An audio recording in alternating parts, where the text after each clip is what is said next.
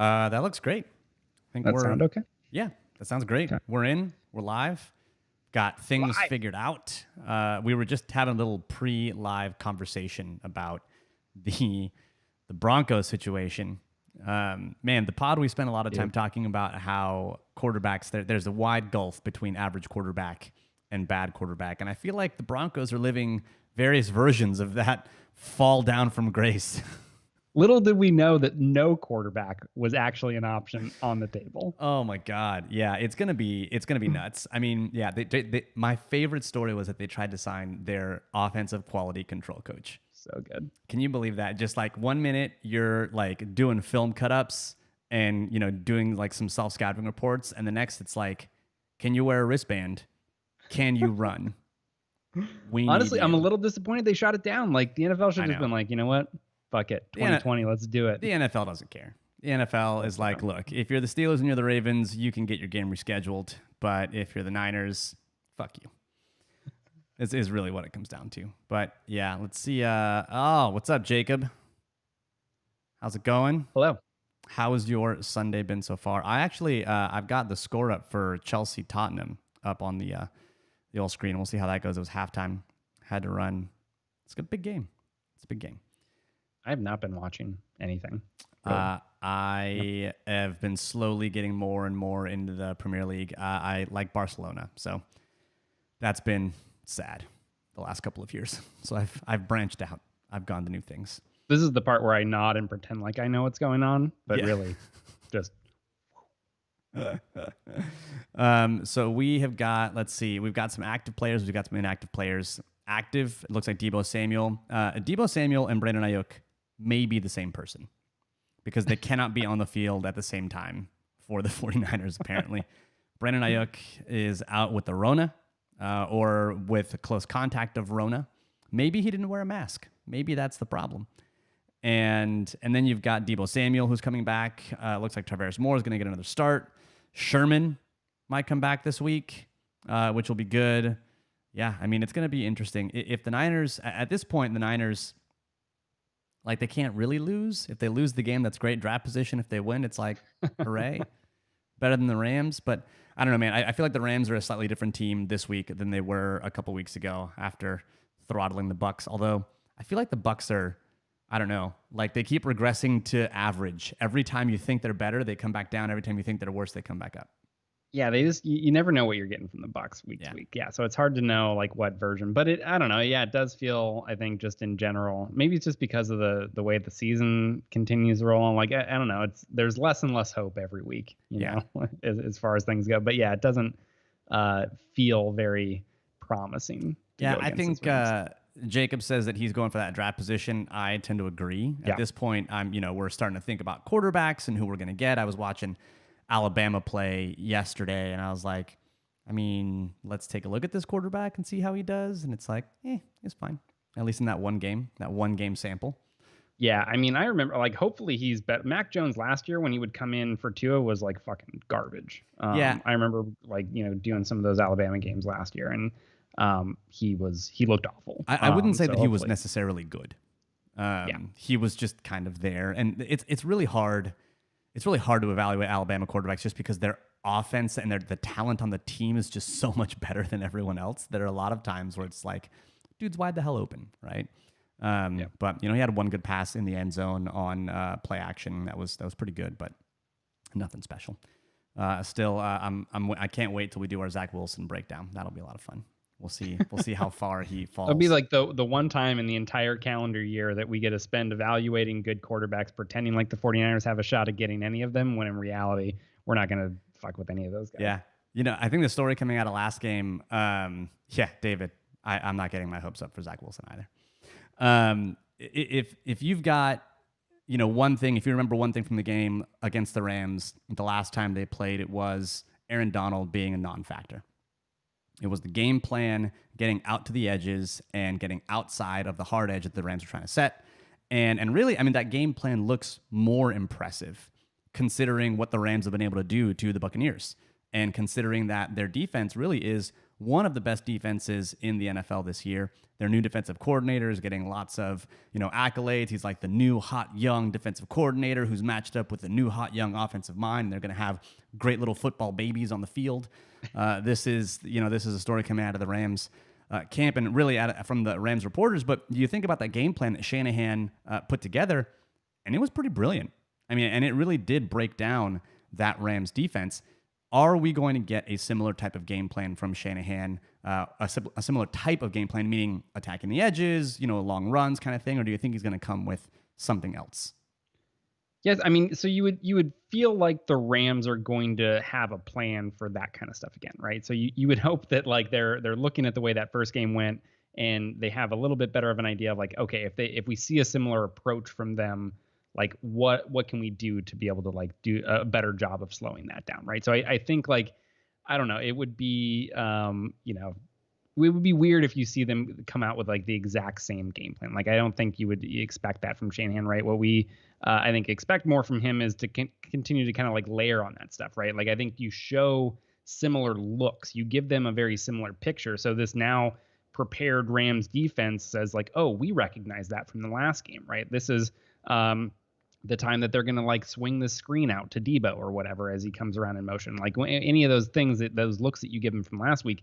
And then you have something that builds off of that and attacks a different area of the field and kind of uses that recognition and aggression against them. So I think that would be the kind of direction I would expect him to go. But I do think he's going to, like, if they have any hopes of getting a win in this game, like he is going to have stuff, need to have stuff like early in the game that gets them some of those easy chunks of yardage and gets things going, because we know that like everything can kind of fall into place for them if they like get out to that early lead and they're able to have kind of that schemed up success early on. If they don't get those things and they're not able to get some of those easier chunks of yards offensively, like it could be really rough for them.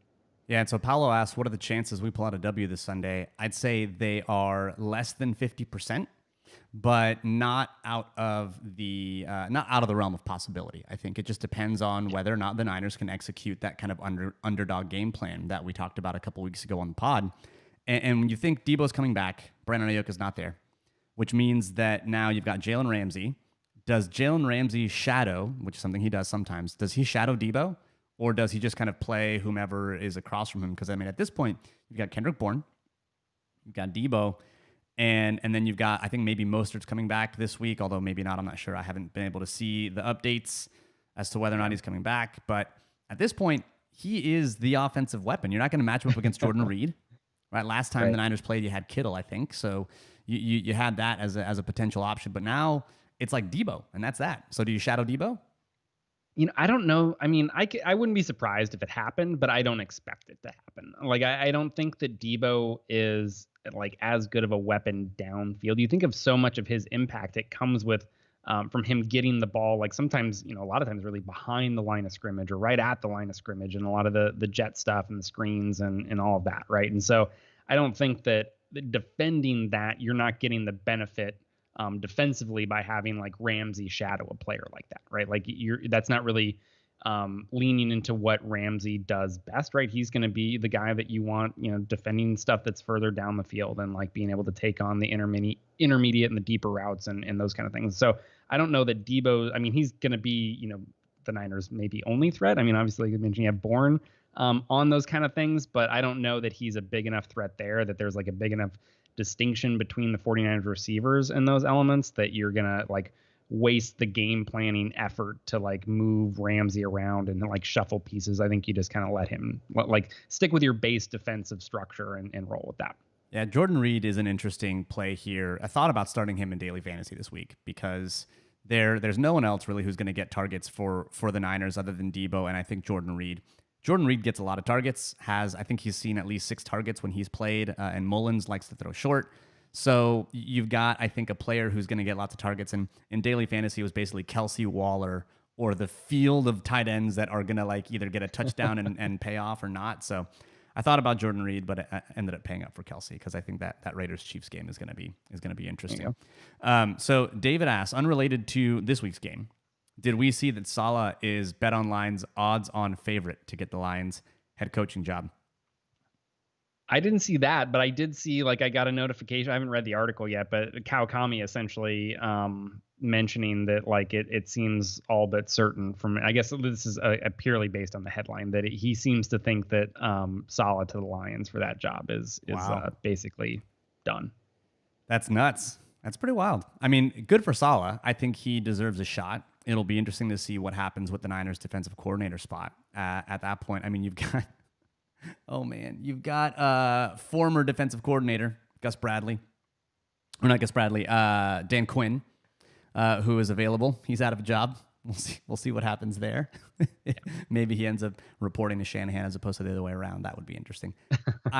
I am not in favor of said move, but Yeah. Though, like, so I think, right, the two paths that you go with that is you try to find someone either similar and that can come in and run a similar system, or you find somebody that can come in and run his own thing, right? And so yeah, I do wonder if Shanahan's going to lean towards finding someone who's comfortable coming in and running a very similar system, because you have so many. You think of all of the guys they have defensively, and a lot of those guys have been there for kind of the entire tenure. They've a lot of the key pieces that they're bringing in, right? I think he would probably prefer to keep those guys kind of doing what they've been used to doing and what's been successful for them defensively over the last couple seasons. So, yeah, that would be my guess for like which direction they lean. But it'll be interesting to see, because obviously you have, a lot of things going on defensively there in terms of the pieces that are going to be in place, like guys like Bosa and Warner, right, that are going to be these core defensive pieces for you, and wanting to keep them comfortable. And it would obviously be ideal if they could stay in the same system that they're doing so well with right now.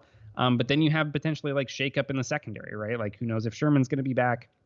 Who knows what's going to happen with safety? Like, all these things there, like, is maybe this a time that they do feel like they can, okay, pivot to a different direction and kind of go with a little bit of a different game plan there. yeah. So Robert asks, speaking of kind of defense, how do you explain our success against the Rams? We've done well on offense, even with Hoyer at quarterback against them. I think a couple things come to mind immediately. I think the Hoyer games, those were very different teams altogether. Like, even the defense that the Rams were playing, I mean, that was Wade Phillips. It was a little different. I think that division games are very interesting. They're always somewhat odd because you play that person a lot. You get familiar with their coaching tendencies, all that stuff. So I do think that there's also something to be said about Shanahan and the defense going up against a system that is a cousin to the Niners system in McVay's system. But I also think that Shanahan also knows how to attack defenses really, really well. And I think he's got the Rams defense in its various iterations. He's got a good read on them. So, I think all that comes down to Shanahan and the coaching staff being good at what they do and being good at facing a team they face twice. Even the games against Arizona, like, those are still tight games, even though they've kind of tilted against the Niners as of late. But those divisional games have been close, and they're kind of wonky, and they're kind of zany. So I think it comes down really to the coaching staff, to be honest with you.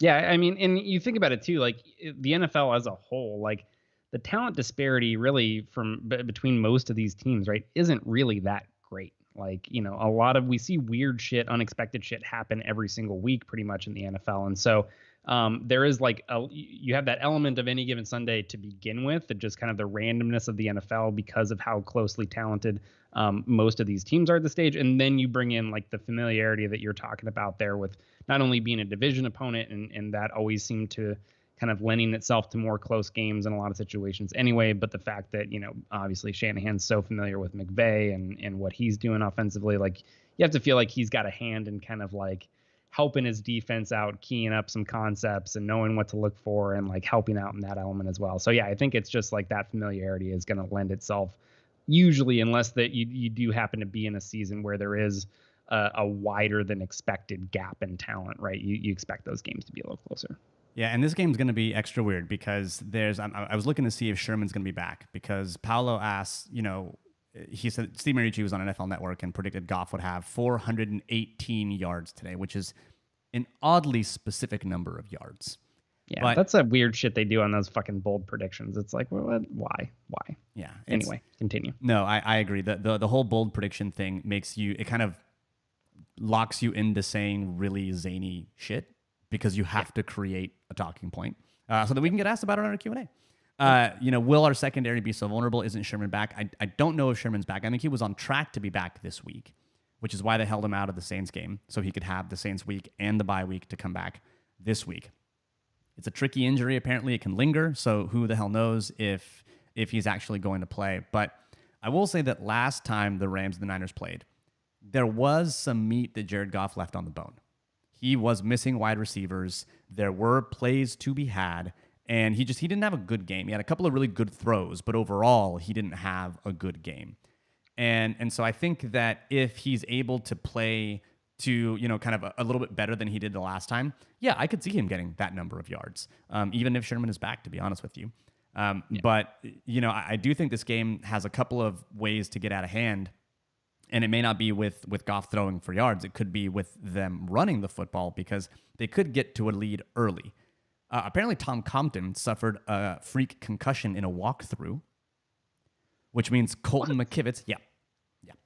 Which this is not, I'm not making this up. This is not, anything. So at this point, Colton McKivitz is locked in as the starter against Aaron Donald. Cool. This is going to be great. And Colton McKivitz, of course, is known for not having the scouting report for Colton McKivitz coming into the NFL out of college was that he lacked play strength, which is exactly what that's the profile of player that you want facing Aaron Donald.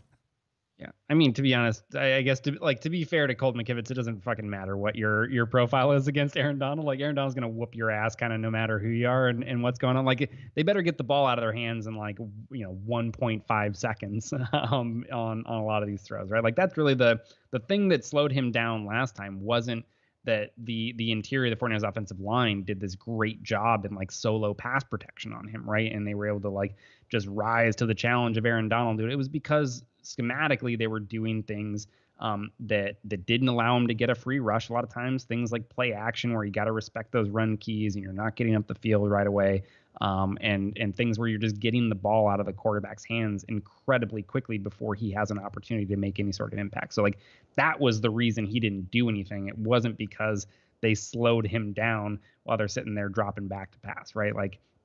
They need to stay in order to have any hope of doing that again. They need to stay in those situations. If they get down early, like you just mentioned, and they're in a situation where suddenly Nick Mullins is having to drop back 40 times to throw, it's going to be a long day.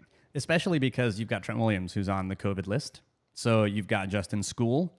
The last time he played significant snaps, the wheels fell off the school bus, and he was not good because he is not good. And so Trent Williams is likely out. You've got, at this point, the sixth string center between opt-outs and retirements and injuries. You're down to your sixth option at Dan Brunskill at center, and you've got Colton McKivitz at guard. This game it's going to require getting the ball out of Mullins' hands quickly. And the thing is, I think the Rams are going to know that, and they're going to squat on routes. They're going to, they're not going to necessarily be threatened by the deep ball. Jordan Reed apparently is also sick, so he might miss the game. So this is slim pickings at this point. This could get out of hand quickly. Yeah, it's just, it's tough. Even when we talk about all the things that Shanahan does well and the things that he could potentially do well in this game to set that offense up, at some point, man, you just don't have the players, and there's so many guys that are hurt, and you're down to just going with whoever is a warm body at this point, getting them out there. It's going to be rough. Well, Andrew, who was just drafted into the Better Rivals research department, says that Williams was cleared to play. So it looks like Trent Williams is indeed going to play. So we don't need to see any more Justin School. One less thing to worry about. Round of applause. Justin asks, if Robert Saleh does go to the Lions, do we see any scenario where he wants to start with a young quarterback from the draft and trades Stafford to Shanahan? Also, are we able to opt out of the season? We've been opting out week by week. Yeah. It's done. Little, again, peek behind the curtain. I forgot who we were playing this week up until literally moments before we started going live here. So, yeah, and I've been watching the other kind of football. I was watching Chelsea Tottenham so far this morning. I was like, well, got a race in here. But I think the first place you start with any kind of trade is the contract situation. Matt Stafford has a prorated salary for the 3 years, 21, 22, and 2023, of about, let's see, it looks like he's got an option bonus in 2023 about 16 to 19 million dollars. So you're talking about a team that would be willing to accept a $19 million dead money hit.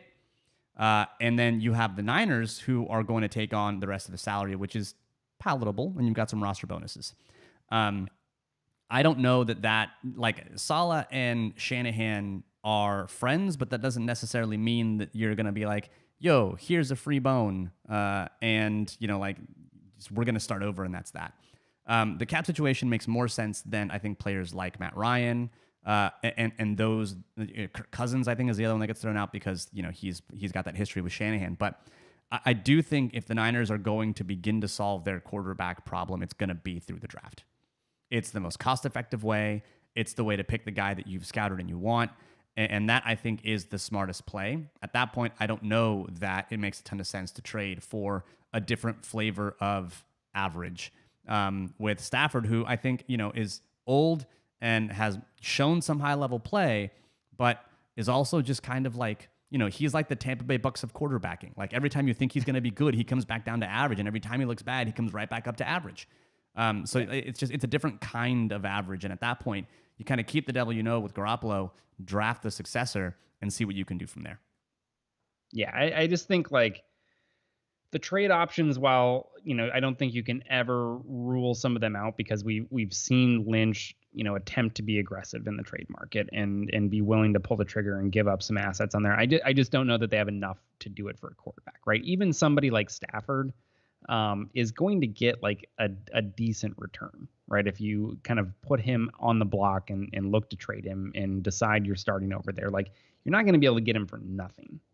He's still a competent NFL quarterback. And again, there aren't 32 of those in the NFL. And so some team is going to be willing to say, look, this guy can be our bridge quarterback or whatever. We think maybe everything else right now is in a good spot and our quarterback is just lacking and he can come into a good environment and do it or something like that, right? You're going to have a team that's willing to give up more than the 49ers have available to give. Yeah, and I mean, the season, when you're talking about opting out of the season, it's like the rest of the games are going to be played apparently in Arizona.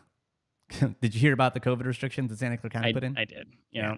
I did. I just saw the thing right before, that it looks like they might play in the Cardinal Stadium, which would be cool. I think that Cardinal Stadium is the way all domes should be built, or anywhere with a field that is going to be covered. I think you got to roll the grass out, get that grass nice and wet, and get some sun, and then roll that thing in for the game. That way you're playing in a dome, but not on turf. Because honestly, fuck turf. Seriously. All right, Robert asks, have any of our injury replacements played themselves into a starter role next year? That is a good question. I think maybe we'll expand that to a little bit of last season. I think Dre Greenlaw obviously played himself into a starter role because you've got Quan Alexander, who's no longer with the team. So he was an injury replacement. And the only other one I would say is maybe Jason Verrett. Other than that, no one along the offensive line. I think maybe Brunskill or Garland at center, but that's more of a function of not being able to count on Weston Richburg than it is anywhere else. But I do think that Garland has played, he's gotten you the same level of play that Richburg gets you. And so I think that might be one that's interesting to watch in terms of cap dollars. But that's kind of about it. Yeah, I think Verrett is the guy that stands out to me as like most obvious that it is at least shown that he can give you like competent quality play at a very important position. So I think like that is something very much that they should be valuing. Offensive line, I agree. Like it most even the guys that have been kind of like just decent and haven't been a complete disaster, you're still looking at them, I think, ideally as more like quality reserve players potentially, right? You're not like thrilled about the prospect of going into a season, everyone healthy with that guy as your starter. I think I don't think I would add anyone to the list that you have. So David asks, do we think that the Niners roll with Moore and Ward again today as a starting safety duo? I hope they do. For the sake of the pass defense, I genuinely hope they do, especially because I think Greenlaw and Alshire are also questionable with various injuries. Or illnesses or maybe COVID at this point. I don't know. There's just like a long list of players that may not play, and they are on it for reasons that I couldn't figure out in my quick look at who the hell's active, and we don't have the active list at this point. So then that means that Harris can play in that linebacker spot, at that Sam spot, which is really where he should play because it's the least important position on defense. And you give the least important job to the person who may be the worst. And that's going to be Marcel Harris. And so I do think they start at safety, and I'm glad they do because we did a Patreon video on Tarvarius Moore and looked at his play, and it was uneven. There were some things that were there that were good. There were some things that were there that were bad. And so I think getting more snaps is going to be a good thing for him. And at this point, you've got to see what you have. You really do. You got to see whether or not he can be the replacement for someone like Tart because you've got a decision to make with Tart and his various injuries. And turf toe's no joke. It sounds like very benign, but that sucks. Torn ligament in your toe when you have to push off of your toe, I don't know, to do your job seems all the time. Yeah, seems tough. Yeah, I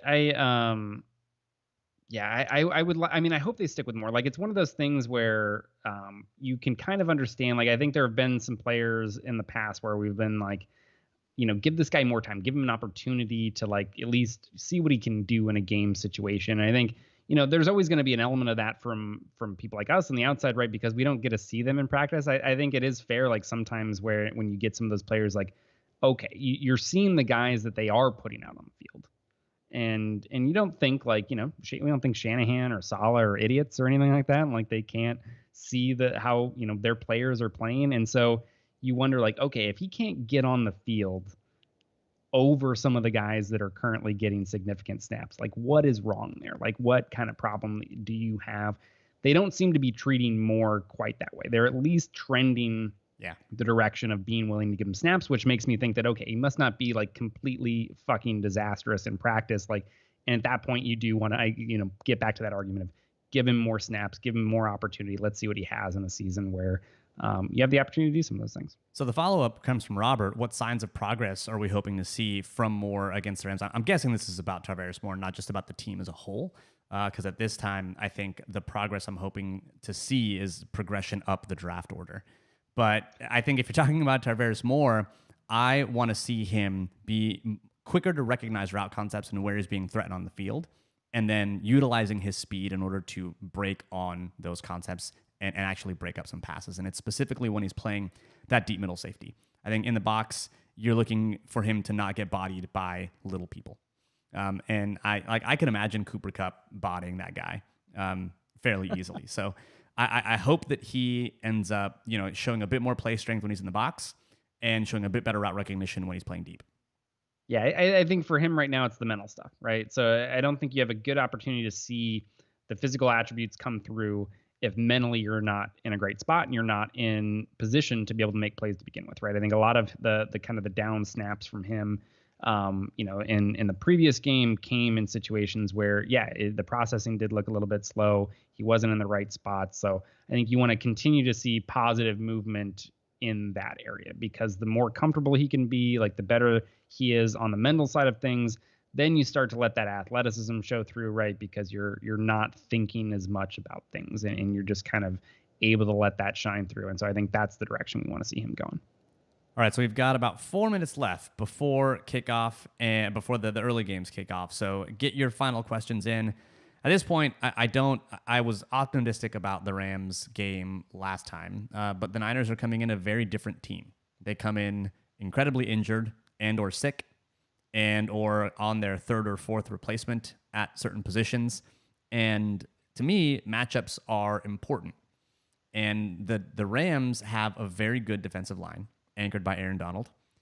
The Niners are going to have some, they have Williams back, which is good, but having Colton McKivens and Brunskill along the interior is going to be tough.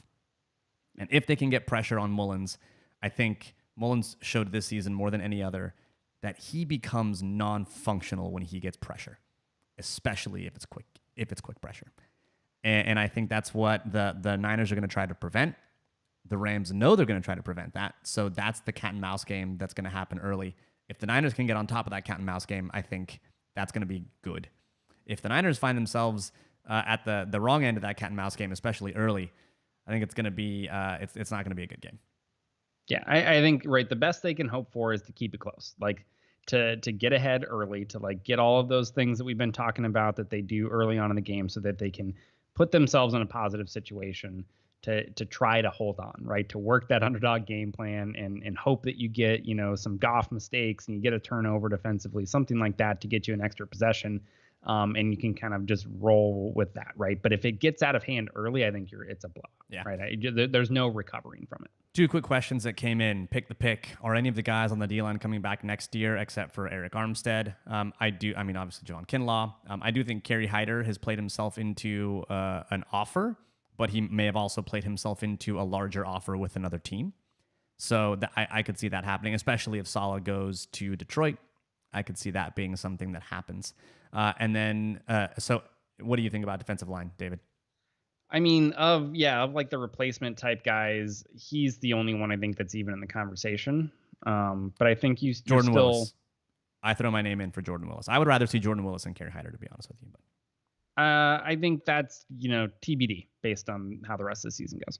And then lastly, before we go, do we choose Shanahan or McVay as a head coach if we're building the team of the future? I'm going Shanahan. Yeah. I would still go Shanahan. I would go Shanahan too. If I were creating a trivia team based on what you can remember, I would pick McVay. If I'm picking football coaches, I'm picking Shanahan.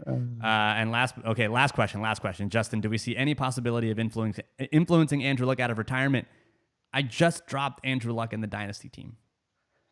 So I'm gonna go ahead and say no, based on me giving up on the prospect of Andrew Luck coming back. I hear he likes to shop like for groceries and he's happy with his family. So I just dropped him. I mean, good for him. I fucking hate shopping for groceries. Find those simple pleasures, I guess. I don't see it. Oh, man. All right. Well, thanks, everyone, for joining the live stream. Hopefully the Niners can pull it out. But if not, just remember, climbing up those draft charts up to the elegant tank. We've sold more elegant tanks this year, I think, than maybe even last year.